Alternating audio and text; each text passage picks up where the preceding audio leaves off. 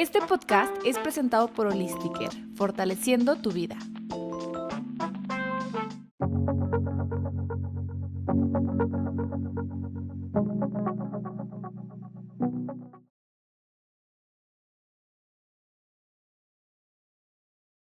Hablando de pruebas genéticas, la paciente que va a tomar quimioterapia, ¿tú crees que todas deberían de hacerse un panel para ver qué tanto efecto va a tener la quimioterapia en ellas? Cada vez tenemos más opciones en México de mandar a hacer pruebas de farmacogenómica en nuestros pacientes. Sí las hay disponibles y podríamos en pacientes susceptibles mandarles a hacer estas pruebas para ver qué tan pesado les van a caer ciertos tipos de quimioterapia. ¿Cuáles son los mitos más comunes que escuchas de la quimio que dices, Dios mío, cómo puede ser, ¿no? El principal mito es lo que vemos en la tele, en las series, en las películas, que el paciente siempre que recibe quimioterapia está muy mal, ¿no? No sale, está pálido, no come, está flaco, se les pintan así muchas ojeras, ¿no? Y la realidad es que si bien hay pacientes que pueden estar muy mal y pasarla mal, la mayoría de nuestros pacientes hoy en día tienen un tratamiento que es bastante tolerable. ¿Qué opinas de estas noticias como Rusia sacó la vacuna contra el cáncer? La realidad es que yo he intentado buscar, no hay mucha evidencia científica que uno pueda acceder. Las páginas rusas en ruso y lo poco que traducen en internet no dan una información clara. En el caso de estas vacunas rusas, también hay varias chinas por ahí que dicen es la vacuna contra el cáncer cualquiera, usted venga, póngasela, casi se la regalamos. Suena poco posible, suena más un remedio mágico musical que otra cosa. Al final tampoco tenemos la evidencia para decir no funciona, pero no nos dan la transparencia para poder apoyarla, ¿no? Tenemos que saber bien el mecanismo de acción, ¿no? Uh-huh. Hay diferentes dosis de quimio para cada paciente. ¿Cómo lo calculas? ¿Cómo es esta paciente le voy a dar tantos mililitros? El cálculo de dosis de la quimioterapia en los pacientes depende prácticamente de su tamaño. Nosotros usamos en la mayoría de los medicamentos superficie corporal, es decir, dependiendo del peso y la talla del paciente, calculamos su superficie corporal, es decir, como si pudiéramos extender toda la piel y con eso calculamos la dosis que le toca a cada paciente. Es hasta ahorita el mejor método, no tanto por peso como en otros medicamentos, porque evidentemente nos interesa mucho no solo el peso, sino la composición del paciente. La mayoría de los medicamentos más modernos como inmunoterapia sí se calculan por peso e incluso ya existen dosis fijas que independientemente del tamaño del paciente promedio adulto ya es la misma dosis, pero la quimioterapia, los citotóxicos los calculamos con base en peso y talla para obtener su superficie corporal y aún así de pronto tenemos que hacer ajustes de acuerdo a los efectos adversos. A veces preguntan, y es muy recurrente, los pacientes dicen, ¿esta quimioterapia es muy fuerte? Y la respuesta es, todas son fuertes. Todas las quimioterapias son fuertes porque queremos matar al tumor. La diferencia en la fortaleza o en qué tan pesado va a caer viene en la dosis.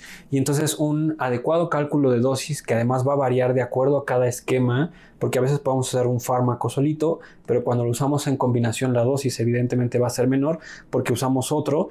Eso es lo que le da la intensidad al tratamiento. Oye, las pacientes con cáncer de mama que son tumores hormonodependientes y que se les da tamoxifeno, anastrozol, estos inhibidores de aromatasa. Algunas les dan 5 años de tratamiento y algunas 10. ¿De qué depende eso? Eso depende del riesgo que se establece en el tumor. Este es un caso muy bonito porque además cáncer de mama es de lo que más vemos. El que tiene receptores hormonales u hormonosensibles también de los más frecuentes y estas pacientes pueden pasar desde recibir quimioterapia o incluso no recibir quimioterapia y de recibir el tratamiento antihormonal por 5 o hasta por 10 años. Hoy en día lo que se debería de hacer en casi todas las pacientes es una prueba genética. Hay estudios o pruebas genéticas que se hacen en el tumor cuando se reseca que nos permiten ver las mutaciones de ese tumor y con eso establecer un riesgo. ¿Un riesgo de qué? De que ese tumor regrese. Si esta prueba nos dice que el riesgo es bajo, incluso son estas pacientes que a veces ni quimioterapia les damos, solamente la terapia antihormonal. ¿Por qué? Porque el beneficio de la quimio, de acuerdo a esta prueba genética que está probada, muy probada, es bajo, ¿no? En cambio, hay pacientes que establecen un riesgo medio, o más bien un riesgo alto o muy alto, y de acuerdo a estos resultados podemos establecer que se benefician de la quimioterapia y la terapia antihormonal incluso hasta por 10 años. Esto es lo que deberíamos de hacer siempre. Evidentemente no se hace en todas las instituciones y a veces se toman en cuenta factores de riesgo clínicos o factores de riesgo del tumor cuando se reseca para decidir si son 5 o 10 años o si recibe o no quimioterapia.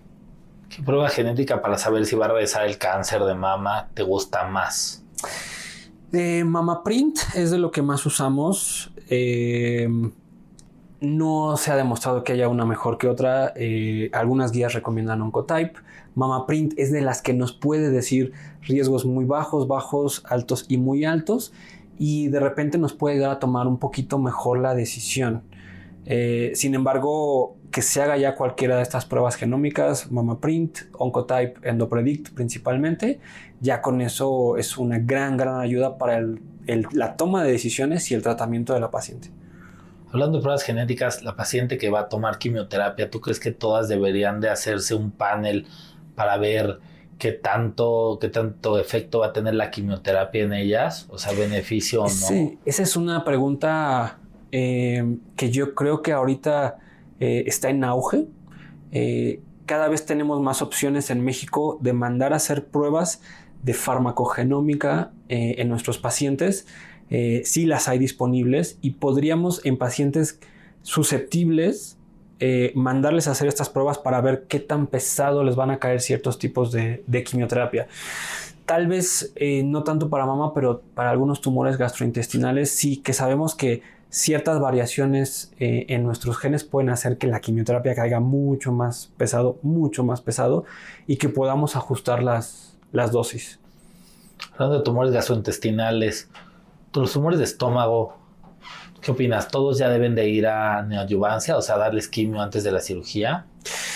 Ese es un área de controversia, pero sí, de manera creo que general, sí deberíamos de darles su neoadyuvancia, o sea, su quimioterapia antes de la cirugía, pasan a su resección y vemos si requieren el tratamiento adyuvante. En cáncer gástrico sí, podemos obtener mejores resultados. Oye, ¿la quimio afecta la fertilidad en hombres y en mujeres? Sí, a ver, esa es una pregunta compleja porque la mayor parte de nuestros pacientes oncológicos tienen más de 50 años, ¿no? El cáncer antes de los 50 años es una enfermedad rara.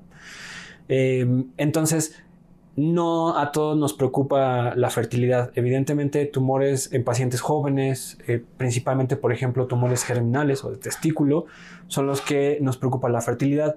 No todas las quimioterapias afectan la fertilidad igual. De hecho, hay algunas que lo hacen muchísimo más que otras, pero en general sí afecta la fertilidad. Entonces, algo que tendríamos que tomar en cuenta es si él o la paciente quiere tener hijos o está en edad de tener hijos. Uno, platicar este punto con ellos. Si la quimioterapia es necesaria, saber que puede haber una afectación de la fertilidad. Dos, hablar de las opciones que tenemos para preservar la fertilidad, que en el caso de los hombres es un poco más simple porque es la preservación de esperma. En el caso de las mujeres, el preservar folículos no es tan fácil como el preservar esperma, el uso de ciertos medicamentos para la protección de los ovarios y que después puedan reanudar su función, pero son cosas que tenemos que poner sobre la mesa para todos los pacientes. Las quimioterapias que se usan para tumores germinales, es decir, cáncer de testículo, las que se usan para cáncer de mama, son de las que, entre otras, sí tienen un alto riesgo de disminuir o anular la fertilidad. Eso que es bien importante, que A veces cuando tiene cáncer un paciente joven solo se está fijando, ¿no? En que el tratamiento, en la quimio, en esto, y se nos va por completo. Sí, lo llevé a un lugar a congelar esperma, que aparte no es caro, y que eso ya años después le va a permitir ser papá, ¿no? Ya que pasó, pues, o sea, le da el cáncer a los 17 años y cuando tenga 40 su vida va a ser completamente diferente, ¿no? Sí. Muchos años después. Sí, es bien importante. Ahora, en ese respecto hay un detalle. Por ejemplo, la mayoría de los bancos de esperma te dicen que te preservan y te aseguran que funcione 10 años. Entonces, ese paciente que tiene 17 tiene hasta los 27 para tratar de usar ese esperma en caso de que quiera tener hijos. Y es algo que también hay que platicarlo, ¿no? O sea, que la probabilidad de que haya infertilidad es alta y que aparte tenemos un tiempo fijo para poder usar esa preservación de la fertilidad. Y ojo, también existen los pacientes que a pesar de recibir un esquema que tiene alto riesgo de infertilidad, no la pierde. Porque de pronto hay algunos pacientes o algunas pacientes que creen que ya pueden andar por la vida sin protección y no, sí se pueden embarazar. Ok, bueno. Y ha pasado. Oye, ¿qué alimentos debe de suspender por completo un paciente que va a ir a quimioterapia? Es una pregunta que siempre sale en la consulta y la respuesta es ninguno, salvo en algunos casos la toronja. La toronja y en menor medida la fruta estrella o la carambola como la conocemos y un poco la granada, pero no en cantidades tan relevantes, tienen sustancias que son furanocumarinas, nombre muy, muy peculiar, que pueden hacer que las enzimas que metabolizan los medicamentos en el hígado funcionen de más, en el hígado y en el intestino. Entonces nos pueden o inactivar o hacer que no se inactive bien un tratamiento. Entonces, de toda la dieta, realmente lo que más interesa en ciertos tratamientos es que no consuman estas frutas, porque sí podemos hacer que si el medicamento se iba a metabolizar con cierto ritmo, sea mucho más lento y evidentemente sea mucho más tóxico para el paciente. Fuera de eso, nunca prohibimos proteínas, nunca prohibimos azúcar, nunca prohibimos ciertas verduras, no prohibimos lácteos. Realmente el paciente tiene que llevar una dieta balanceada. De por sí va a venir un proceso de estrés en el que puede haber náusea, puede cambiar el sabor por el tratamiento y aparte le prohibimos al paciente algún alimento. Decimos, no, solo coma chayote. Bueno, el paciente no lo va a tolerar. Entonces, la realidad es que sí hay que promover una dieta balanceada y aquí es donde de nuevo el nutriólogo con experiencia en pacientes oncológicos es fundamental, pero no vamos a prohibir algún medicamento salvo, insisto, la toronja para ciertos tratamientos. Yo creo que nosotros como oncólogos no debemos de meternos con la dieta, ¿no? O sea, esas recomendaciones que dices, claro, porque son prácticamente interacciones, por así decirlo. Pero a todos mis pacientes los mando con nutriólogo oncólogo, ¿no? Sí. Para no meterles ruido, porque aparte tú les puedes dar un consejo que no aplica en este momento y que después sí aplica después. Entonces, Sí. necesitas una evaluación continua nutricional. Exacto. Sí, evitar, por ejemplo, que el paciente tenga mayor pérdida de masa muscular, mayor pérdida de peso, para que el tratamiento sea el óptimo. ¿Cuáles son los mitos más comunes que escuchas de la quimio que dices, Dios mío, cómo puede ser, ¿no? Híjole, hay muchos y creo que es un tema tan mitificado, tan tabú también. O sea, a la gente no nos gusta hablar de cáncer y mucho menos de quimioterapia. Yo creo que el principal mito es lo que vemos en la tele, en las series, en las películas, que el paciente siempre que recibe quimioterapia está muy mal, ¿no? No sale, está pálido, no come, está flaco, se les pintan así muchas ojeras, ¿no? Y la realidad es que si bien hay pacientes que pueden estar muy mal y pasarla mal, la mayoría de nuestros pacientes hoy en día tienen un tratamiento que es bastante tolerable. Van a trabajar, siguen manejando, siguen saliendo, están con su familia. Entonces creo que ese es el principal mito y que es como el más difundido, ¿no? ¿Qué otro mito? Perdón. El que hay que desintoxicar la quimioterapia. La mayoría de los fármacos de quimioterapia son fármacos que salen del cuerpo muy rápidamente. Incluso hay quimioterapias que en cuestión de horas el cuerpo ya los metabolizó y ya van a salir por la pipí o por la popó, ¿no? Y entonces nos venden mucho esta idea de que no, recibiste quimioterapia hace unos meses, vente y te hacemos unas sesiones de detox y esas cosas, que la realidad es que no son nada. Nuestro principal detox es nuestro hígado y nuestros riñones, y en cuestión de a lo mucho un mes no hay rastro ni de quimio ni de efectos de quimio en la mayoría de los casos. Otro mito que va muy de la mano con la pregunta anterior es la alimentación. Siempre preguntan, ¿verdad que no puede comer carne de puerco? ¿Verdad que no puede tomar leche? Y la realidad es que no. O sea, no hay ninguna limitación en ese tipo de cuestiones. Son más los mitos que han ido permeando entre la sabiduría popular, y que a veces algunos médicos los seguimos repitiendo, ¿no?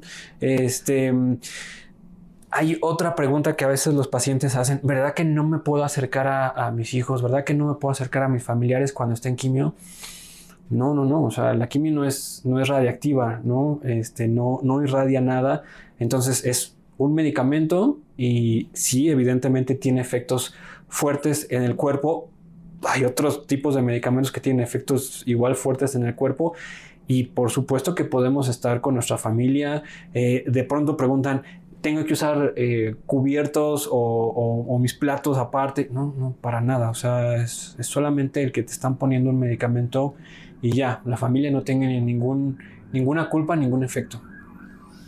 ¿Qué tipos de cáncer se curan por completo con la quimio?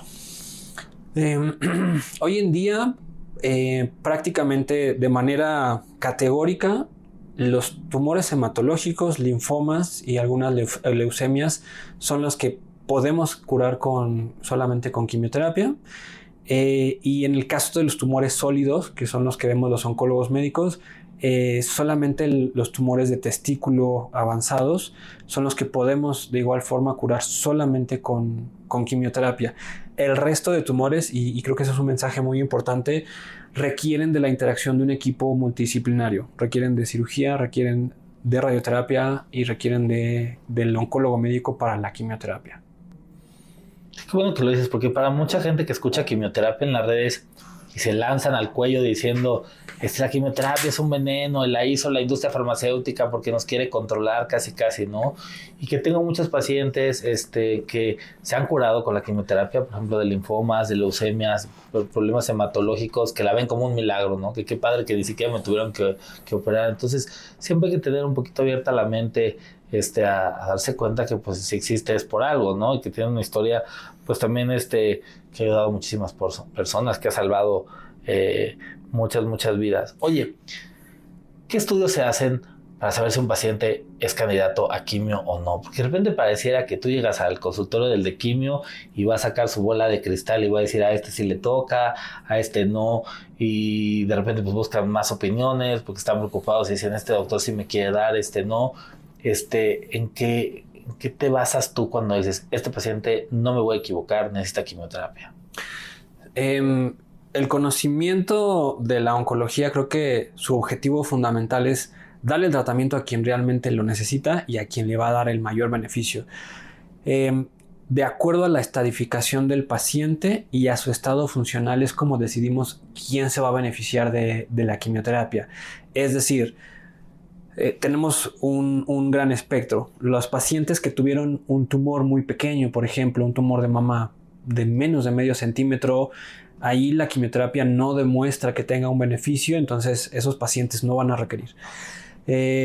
Casi el resto de los demás pacientes van a requerir algún tratamiento sistémico, hablando por ejemplo de cáncer de mama. Nosotros nos basamos en que la quimioterapia haya sido probada justo para ese paciente con esas características. Es decir, voy a decir un ejemplo, cáncer de mama, que es lo más frecuente. Hoy pues, es un cáncer de mama en un estadio 2, en un estadio 3, tiene ganglios axilares positivos. Los estudios por muchos años han demostrado que la mejor opción es que reciba quimioterapia después de la cirugía, incluso aunque se haya quitado todo, porque eso ayuda a que el cáncer no regrese. Entonces nos basamos en los estudios, nos basamos en lo avanzado que está su tumor. Insisto, si ya tiene un cierto avance va a requerir de quimioterapia. y nos basamos en su estado funcional. Y aquí me voy al otro lado del espectro. Hay pacientes que ya tienen tumores avanzados, en los cuales los síntomas que tienen, su estado funcional, es decir, qué tan independientes son, si comen por sí mismos, si se pueden bañar solos, etcétera, nos ayudan a decidir si se va a beneficiar de darle quimioterapia o incluso si ya no, porque le vamos a hacer que tenga más síntomas todavía de los que ya tiene. Entonces sí es un poco adecuarlo a cada paciente, el quién se va a beneficiar. Obviamente los que tienen un tumor muy muy pequeño, que sabemos que no hay tanto riesgo, no requieren. La gran mayoría que tiene un tumor avanzado, localmente avanzado, sí van a beneficiarse mucho, pero tenemos que ser también muy sensibles en los que ya tal vez el beneficio que le demos por todos los síntomas que tiene o por incluso otras enfermedades previas del paciente que a lo mejor ya tuvo 2 infartos, es diabético, ya le amputaron una pierna por la diabetes y aparte de eso le queremos dar más quimioterapia para un tumor muy avanzado, de pronto el beneficio se disuelve entre todos esos síntomas y ya no vale tanto la pena. Entonces son muchos factores a tomar en cuenta, pero yo lo reduciría a el estado del paciente y el estadio del tumor, la etapa del tumor. ¿A partir de qué edad ya no se puede recibir quimioterapia? No hay edad. O sea, la realidad es que incluso esto los oncogeriatras, que ya hay una alta especialidad en oncogeriatría, lo han estudiado bien.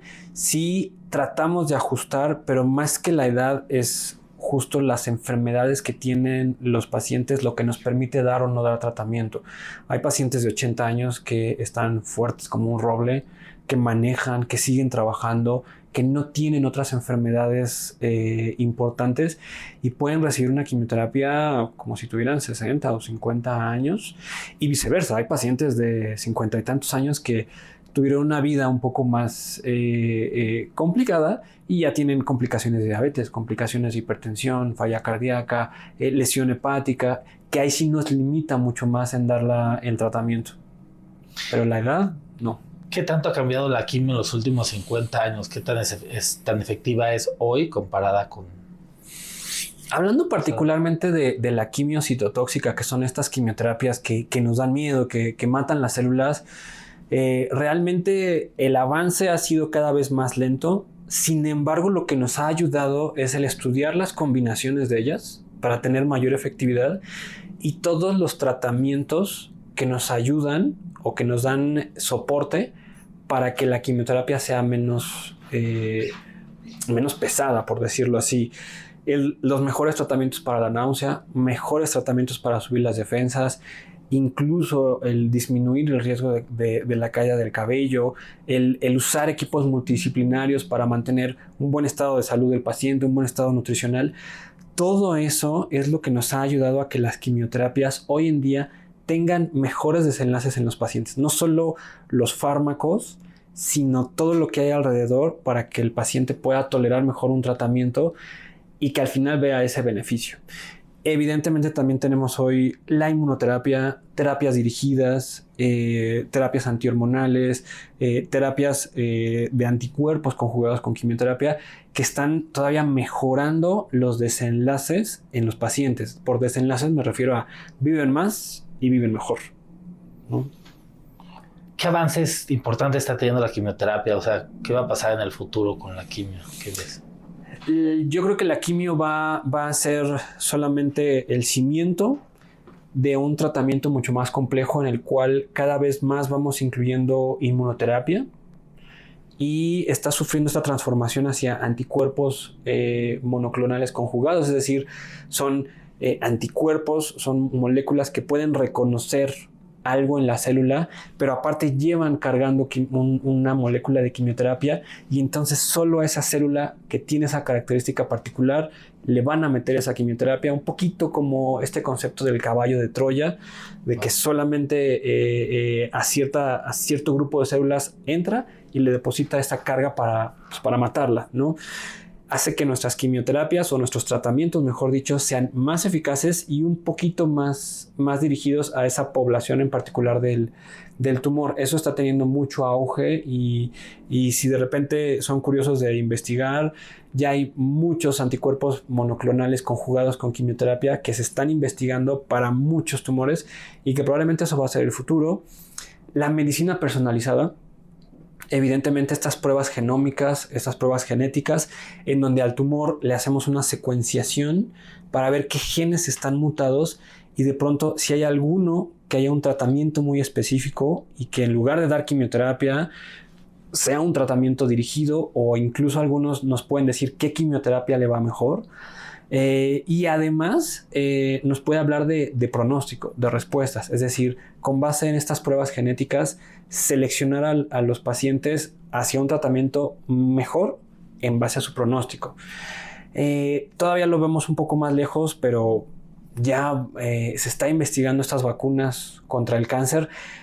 Pareciera que son como vacunas comunes, la realidad es que es un proceso mucho más complejo y que además generalmente se acompañan de quimioterapia, entonces de pronto los pacientes dicen, es que ya va a haber vacunas y no va a haber quimio. No, muchos de los estudios hacen la vacuna y la quimioterapia, pero eso seguramente también nos va a ayudar a tener mucho mejores desenlaces en los pacientes, ¿no? Insisto, que vivan más y que vivan mejor. ¿Qué opinas de estas noticias como Rusia sacó la vacuna contra el cáncer? Sí, de hecho tengo un paciente que se quiere ir a Rusia a conseguir su vacuna contra el cáncer. La realidad es que yo he intentado buscar, no hay mucha evidencia científica que uno pueda acceder. Las páginas rusas en ruso y lo poco que traducen en internet no dan una información clara de qué es la vacuna rusa. Creo que se llama Enteromix. Ya estuve ahí buscando, pero no nos dice bien qué es. Entonces, evidentemente, todos los médicos y más los oncólogos, creo que somos muy obsesivos con eso. Queremos tener bien el sustento científico de qué es lo que nos están proponiendo, ¿no? Entonces, esta vacuna rusa no tiene mucho sustento porque no nos lo muestra. Yo no sería capaz de decir sí, hay que... Aparte, ¿para qué tipos de cáncer, no? Porque cáncer, así en general, pues... Hubo un estudio que dio datos muy prometedores para cáncer de páncreas. Y aquí espero no ponerme muy científico, pero lo que se hace es del tumor del paciente se obtienen ciertas moléculas. Con estas moléculas se elabora la vacuna. Entonces, una vacuna personalizada al tumor de cada paciente. Y en este estudio que se hizo para cáncer de páncreas, que fue muy sonado, incluso en las redes, al paciente se le daba quimioterapia y se le daba la vacuna contra el cáncer de páncreas. Solo se le dio a los que la vacuna demostró que sí le generaba anticuerpos. Hubo pacientes que, aunque le hicieron su vacuna personalizada, su cuerpo no generó anticuerpos contra el tumor, y entonces estos pacientes incluso no se incluyeron en el estudio. En los pacientes que sí los anticuerpos se generaron contra su tipo de tumor y se le dio la quimioterapia, tuvieron muy buenos resultados, y más en este tipo de tumor, que es un tumor bastante agresivo. Pero este es un estudio pequeñito que está como apenas empezando esta era de hacer vacunas. Tuvimos esa información científica y nos da mucha confianza que los investigadores compartan cómo se hizo todo. En el caso de estas vacunas rusas, también hay varias chinas por ahí que dicen, es la vacuna contra el cáncer cualquiera, usted venga, póngasela, casi se la regalamos. Suena poco posible, suena más un remedio mágico musical que otra cosa. Al final tampoco tenemos la evidencia para decir no funciona, pero no nos dan la transparencia para poder apoyarla, ¿no? Tenemos que saber bien el mecanismo de acción, ¿no? Uh-huh. Oye, la quimioterapia tomada. Pues la quimioterapia tomada solamente es cambiar la vía de administración. Y es importante mencionarlo porque en algunas ocasiones podemos ofrecer, más que nada en tumores gastrointestinales, cáncer de mama, ofrecer una versión tomada oral de un fármaco que se ponen por la vena, pero sigue siendo igual de fuerte, por decirlo así. Los efectos adversos son prácticamente igual e incluso un poco más fuerte en la piel. Entonces no quiere decir que sea menos fuerte o no es quimio porque son pastillitas. No, la realidad es que es quimioterapia. O sea, es lo mismo que a lo que me ponen en la vena. Y hay muchos otros tratamientos orales dirigidos que se usan, por ejemplo, para cáncer de riñón, para cáncer de hígado, que igual por ser orales e incluso no son quimioterapias, son tratamientos biológicos, no quiere decir que no sean fuertes. De hecho, tienen efectos adversos iguales de pesados que las quimioterapias intravenosas. Y para cerrar, la quimioterapia ayuda más que el daño que hace. Eso es un principio que sabemos. ¿Pero nos quieres platicar un poquito más al respecto? Sí, y qué bueno que lo volvemos a tocar, porque al final me ha pasado que los pacientes me dicen, pero es que al final lo que me inyecta es veneno. A ver, no, es un medicamento. Cierto que el medicamento va dirigido a matar las células tumorales y puede lastimar las células sanas o las células normales en el proceso. Cierto es que los efectos adversos son un poco más acusados que con otros medicamentos. O sea, el paciente que toma antibióticos sí puede tener efectos adversos, pero en general como que los minimiza. El paciente con diabetes dice, pues sí, me da efectos adversos la metformina, pero es parte de mi tratamiento. Los efectos adversos de la quimioterapia pueden ser más fuertes, pero siempre, cuando damos un tratamiento con quimioterapia dentro de un esquema multimodal, donde el cirujano también ya tuvo su parte, donde el radiooncólogo tuvo su parte, siempre vamos a ver por el beneficio del paciente y que en la balanza los efectos adversos sean mucho menos que el beneficio que va a recibir el paciente. Porque de hecho, si fuera al revés, no la damos. Si sabemos que esto va a empeorar al paciente, le vamos a decir, no le puedo dar la quimioterapia. Hay pacientes que dicen, es que quiero que me dé algo, y a veces decimos, no se puede. Hay pacientes que tienen un tumor que no necesita quimioterapia, que es tan pequeño, y a veces sí dicen, ¿y por qué no me da quimioterapia? No, porque el beneficio sabemos que es muy pequeño como para que yo te dé los eventos adversos. Una pregunta frecuente es, ¿por qué no me da una quimioterapia que sea la más fuerte?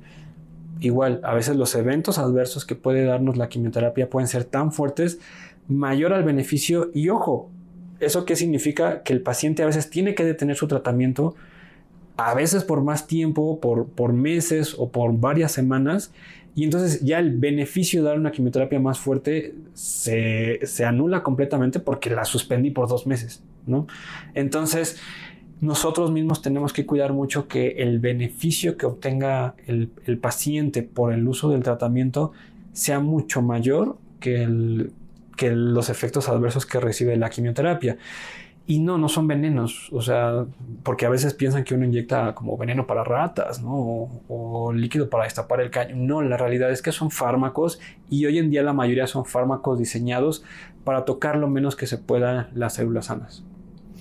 Y pues yo te agradezco mucho que hayas venido, que nos expliques con tanta claridad, y pues también reconozco que los oncólogos médicos en general, o sea, los que dan quimioterapia, estudian muchísimo, son gente súper preparada, que tienen que, o sea, la oncología médica cambia segundo a segundo, o sea, en 2 meses ya hay 3 artículos diferentes de que tal fármaco que sí se usaba con tal unión mejoraba y que ahora ya vieron que no, o sea, siempre se está buscando que el paciente tenga pues lo mejor, ¿no? Entonces, pues sí, qué bueno que existen, qué bueno que nos explican, qué bueno que nos ayudan, qué bueno que nos ayudan a que los tumores se hagan más chiquitos, a que la enfermedad a distancia igual desaparezca, que nos permita hacer muchas cosas. Entonces, pues gracias por todo eso, y pues a seguir trabajando juntos en pro de los pacientes.